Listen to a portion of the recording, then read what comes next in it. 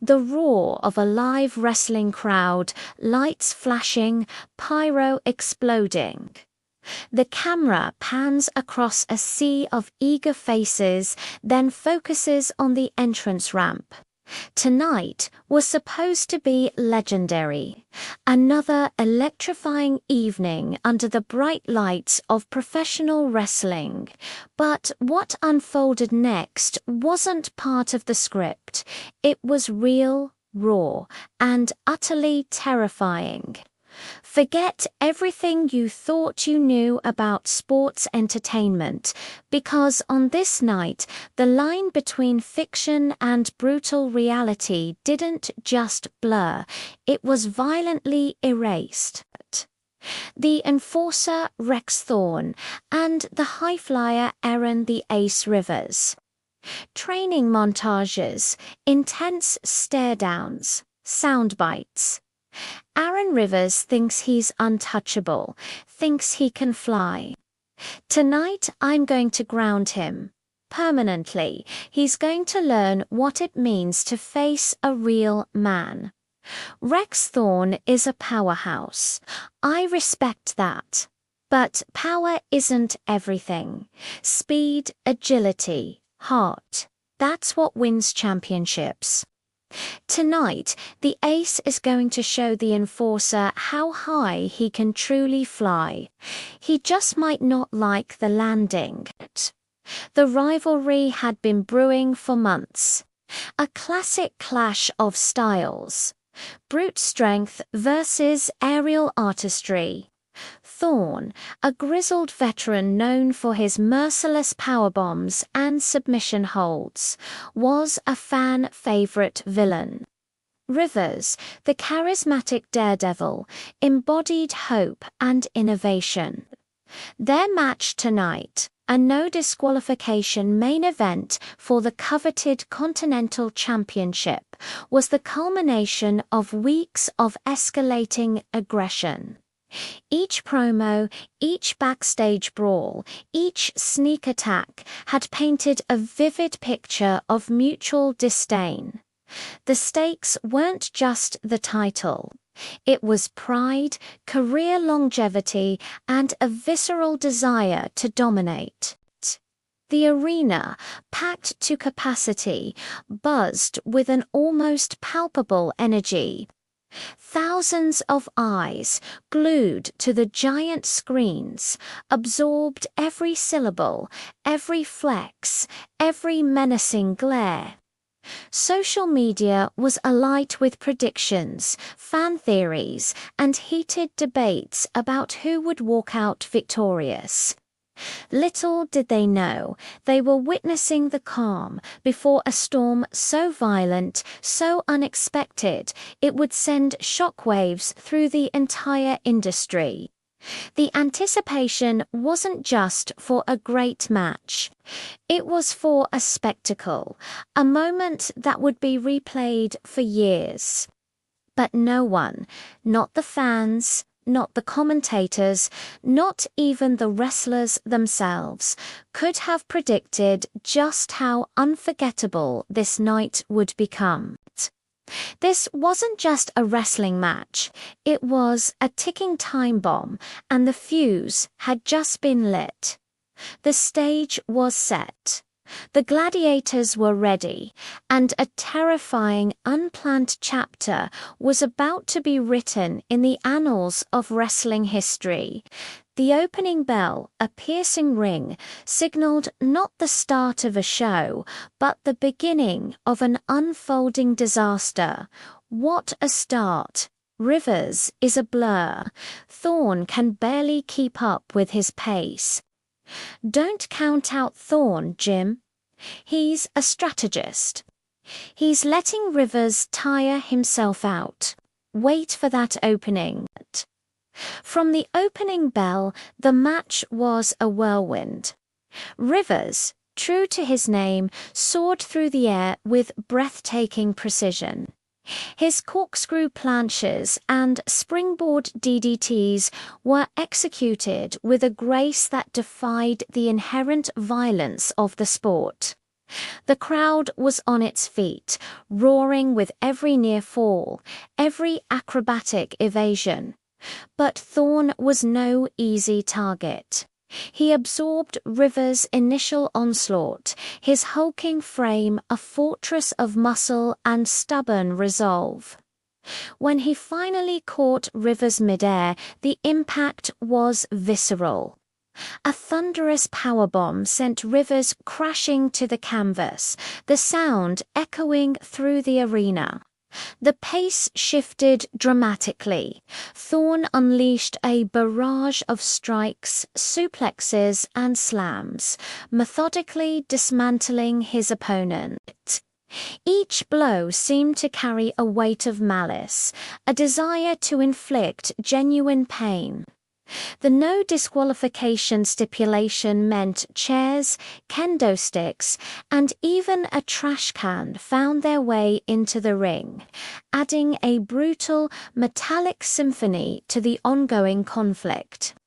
The visual spectacle was overwhelming, bodies slamming, steel clanging, sweat and grimace etched onto the faces of both combatants. This wasn't just choreographed athleticism, it was a desperate struggle for dominance. The storytelling was masterful, weaving a narrative of resilience, desperation, and raw power. Rivers, bruised and battered, rallied with a sudden burst of adrenaline, taking Thorne by surprise with a series of quick, targeted strikes.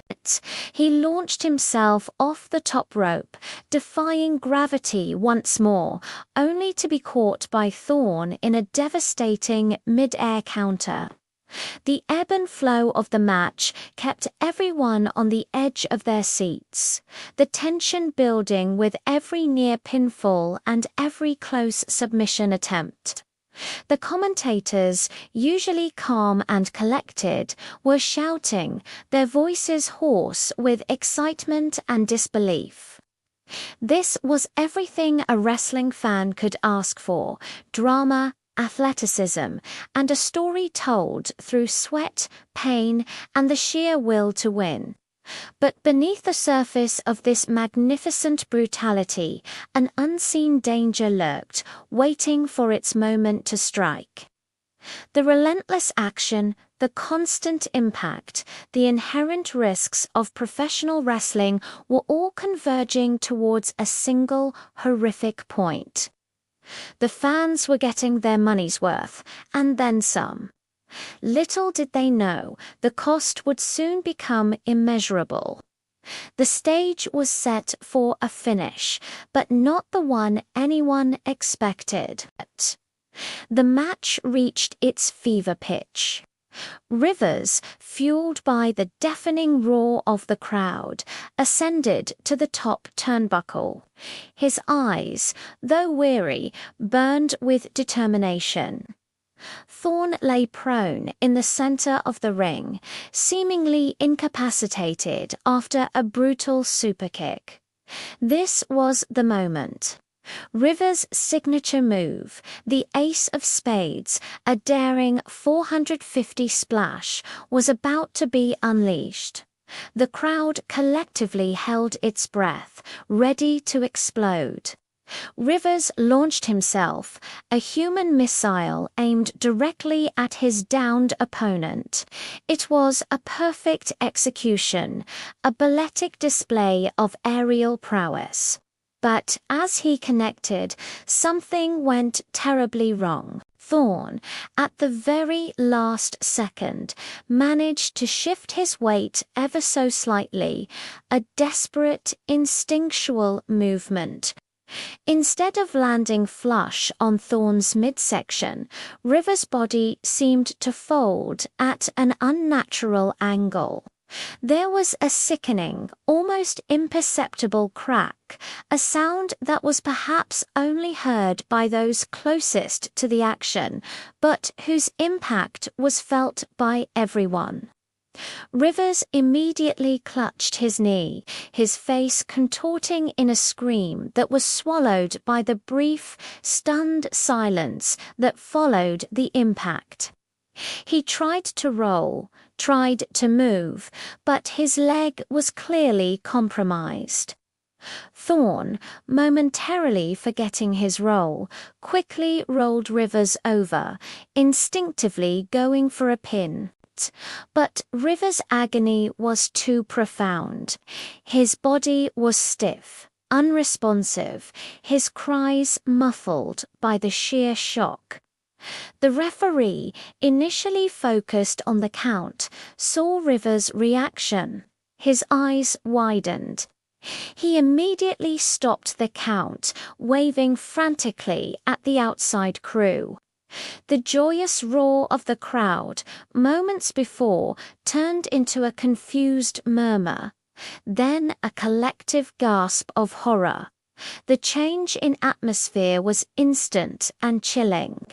The commentators, usually quick to improvise, fell silent, their previous excitement replaced by a stunned, horrified quiet. You could feel the air being sucked out of the arena. This wasn't acting. This wasn't a show.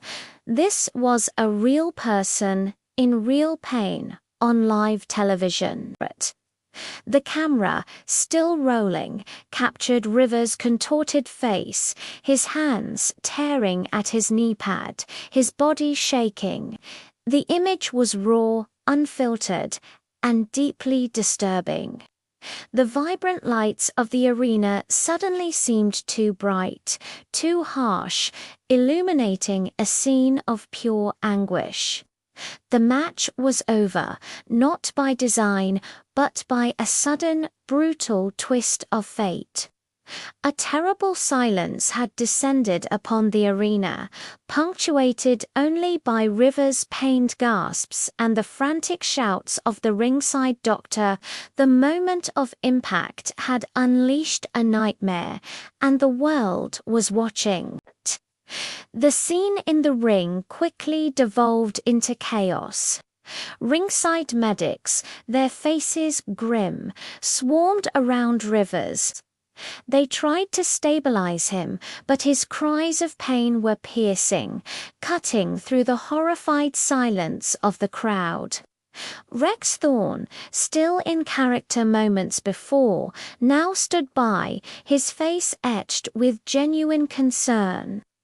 The rivalry, the championship, the theatrics, all of it evaporated in the face of this raw, undeniable suffering.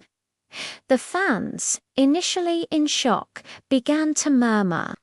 Some were pointing, others were covering their mouths. A few, unable to bear the sight, started to leave their seats. The gravity of the situation was undeniable. This wasn't a storyline injury. This was real, and the production truck, in a desperate attempt to maintain some semblance of entertainment, faced an impossible decision. Continue to show the gut-wrenching reality or cut away and try to save the broadcast. The choice was made almost instantly. Just as a medic began to carefully cut away Rivers' knee pad, revealing what looked like a grotesque deformity beneath, the screen flickered, the live feed showing the horrifying scene in the ring suddenly vanished. It was replaced by a static "please stand by" graphic, accompanied by jarring, generic production music. The abrupt cut was like a punch to the gut. The millions watching at home were left in limbo, their minds racing to fill in the blanks. What had just happened? How bad was it? Why did they cut away? The speculation began immediately. Social media exploded. Hashtag Aaron Rivers, hashtag wrestler injury, hashtag what happened were trending within seconds. The company's official accounts, usually quick to post updates, went silent. The lack of information only fueled the panic and conspiracy theories. Was it a cover-up? Was the injury career-ending? Or worse, the commentators, now back on air with a shot of the empty announce desk, looked visibly shaken. Their usual banter was replaced by strained, somber tones. They offered vague apologies for the interruption and promised updates, but their voices betrayed the underlying panic. The show, which had started with such high energy, was now steeped in an atmosphere of dread. The immediate cut had prevented the world from seeing the full extent of the injury, but it had also ignited a firestorm of speculation and concern. The emotional fallout was immense. Fans felt a profound sense of violation, having witnessed something so genuinely painful, only to have it abruptly snatched away. The image of Rivers' tormented face, frozen in their minds, was now amplified by the agonizing uncertainty of his condition. The broadcast might have cut away, but the horror of the moment was far from over. It had merely shifted from visual to psychological. Back in the arena, the "Please Stand By" graphic loomed ominously on the big screens. Below, the grim reality continued. Aaron Rivers, now fully conscious but clearly in immense pain, was being carefully loaded onto a stretcher. A large towel had been placed over his injured leg, a desperate attempt to shield the grotesque truth from the remaining crowd. The sight of him being wheeled away, head down, body slumped, was a stark reminder that beneath the glitz and glamour, these athletes put their bodies on the line every single night. The arena remained eerily silent, the vibrant energy of moments before completely extinguished. Fans exchanged worried glances, whispering theories. The atmosphere was heavy with concern and a profound sense of sadness. On social media, the initial panic had given way to an outpouring of support for Rivers. Fellow wrestlers, both active and retired, posted messages of concern and well wishes. Journalists and wrestling pundits were scrambling for information, but official channels remained tight-lipped. The company released a terse statement acknowledging the injury and confirming Rivers' transport to a hospital, but offered no specifics about the nature or severity of his condition. The broadcast eventually returned, but the show was clearly impacted. The remaining matches felt subdued, lacking the usual fervor. The commentators, still visibly shaken, tried their best to pivot back to entertainment, but the shadow of Rivers' injury hung heavy over everything. It was impossible to ignore. The abrupt cut by the production team became a major point of discussion. Was it the right call? Should they have shown the reality, or was it a responsible decision to protect viewers from a truly gruesome sight?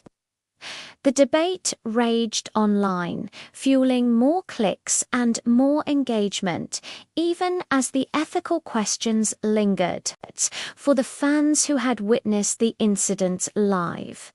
The image of Rivers' scream and the unnatural bend of his leg would be seared into their memories forever. It was a stark, brutal lesson in the often unseen dangers of professional wrestling. A reminder that sometimes the lines between reality and entertainment are crossed in the most devastating ways imaginable. The championship match, the culmination of a long rivalry, was now utterly secondary. The only thing that mattered was Aaron Rivers, his career, his future, and the unanswered questions that continued to swirl in the wake of that horrifying, televised moment. The show had to go on, but everyone knew it wouldn't be the same. The days following the incident were a blur of medical reports, conflicting rumors, and an emotional roller coaster for Aaron Rivers and his family. Initial reports were grim. A severe ligament tear compounded by potential bone damage. Surgery was immediate, complicated, and prolonged. The recovery period was estimated to be anywhere from 12 to 18 months, with no guarantee of a full return to his previous athletic ability. A career, once soaring, was now grounded, its future hanging precariously in the balance. The wrestling community rallied around Rivers. Fundraising campaigns were launched by fans and fellow wrestlers, even those from rival promotions, extended their support. The incident became a wake-up call, a stark reminder of the inherent risks that professional wrestlers face every time they step into the ring. The debate over the live cut continued to dominate online forums and wrestling podcasts. Some argued it was a betrayal of the audience, while others praised the company for protecting Rivers' dignity in his moment of extreme vulnerability. The company, facing pressure from all sides, eventually released a heartfelt statement promising to stand by Rivers throughout his recovery and cover all medical expenses. They even dedicated an entire episode of their flagship show to highlights of Rivers' career, ending with messages of hope and resilience. Rex Thorne, Rivers' opponent, made a public statement expressing his profound regret and wishing Rivers a speedy recovery. Putting aside their on-screen rivalry, it was a testament to the unspoken brotherhood within the wrestling world, where animosity ends when real injury strikes. The Continental Championship, which was the prize of the ill-fated match, was eventually vacated, a somber trophy without its rightful claimant. The weight of that night would linger, a haunting reminder that professional wrestling, for all its theatrics, has a dangerous edge. Aaron Rivers' journey from that shocking moment would define a new chapter, not just for him, but for the entire industry. His fight wouldn't be in the ring anymore, but in the grueling rehabilitation, the mental battles, and the long, uncertain road back to what he loved. The memory of the camera cutting away, leaving millions to imagine the worst, would forever be etched in the minds of fans. It wasn't just an injury, it was a moment that redefined the vulnerability of these athletic warriors, forever changing how we perceive the risks beneath the spectacle. And as Rivers embarked on his long journey to recovery, the wrestling world waited, hoped, and remembered the night the show became terrifyingly real.